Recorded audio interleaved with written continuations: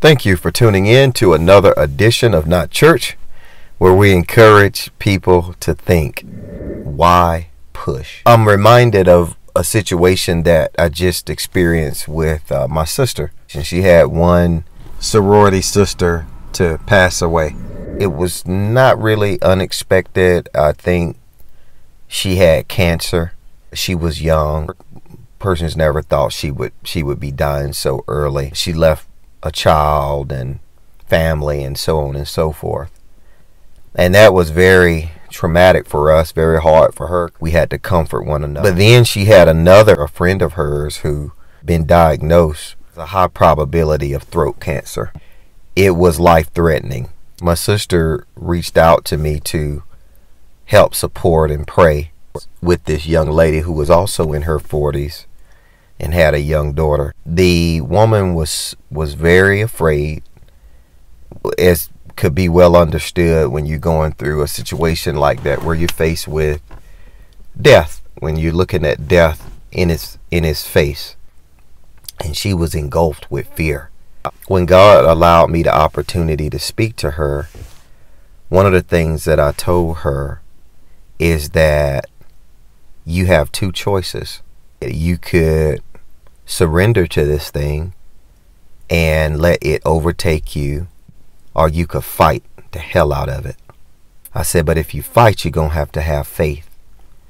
And you're going to have to not just believe, but you're going to have to know that when you get those results, that they're going to read benign, that this is not a death sentence. And I want this to be a testimony for you for the rest of your life, so that when you encounter the next situation, that you can keep pushing. Of course, at first she was still very afraid, as to be understood. But my sister told me she took this young lady out and they went out and enjoyed their time, and she was just in a total different headspace. And this was the day before she had her reading for her diagnosis. When she went back to the hospital to get the results of her test, she found out that whatever it was on her throat, it was benign. She was so happy. In life, we have two choices. One is to give up, and one is to push. Many of us, we're so looking forward to heaven, so looking forward to what is going to be after we're dead and gone. If one of us had a death sentence that we were going to die tomorrow, many of us would not want to die. We would want to stay here. We would want to exist here. The one thing that we know for sure, it doesn't even require faith, is that God placed us here. We're here now. There's one thing standing between you and your goals, and it ain't faith. It is your ability to push. Because without the push, faith does not exist. James talks about faith without works being dead. Why? Because it's alone. Faith without the push ain't faith. The reality of your faith is the evidence from the push. And you know what that thing is in your life better than I do.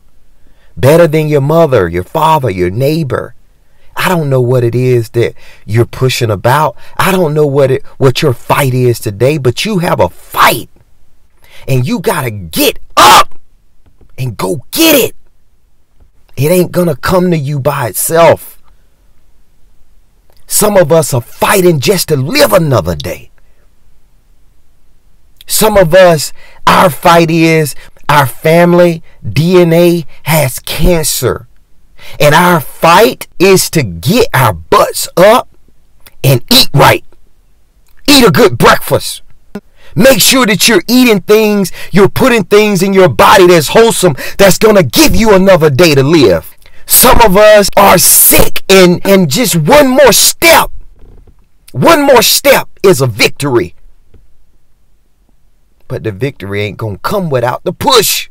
I don't know what it is. Untoward relationships with our families.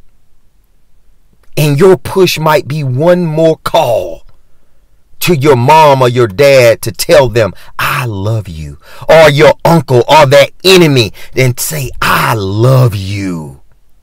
That might be your push. I don't know what your push is.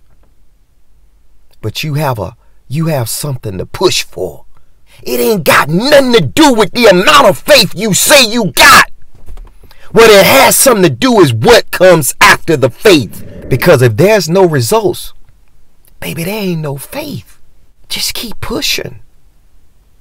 Just keep going. God let you be here. For some of us, this is all the faith we need. And I appreciate you for tuning in to this segment of Not Church. And remember, like, comment, subscribe. And it's okay to think. Until we meet again. Peace out.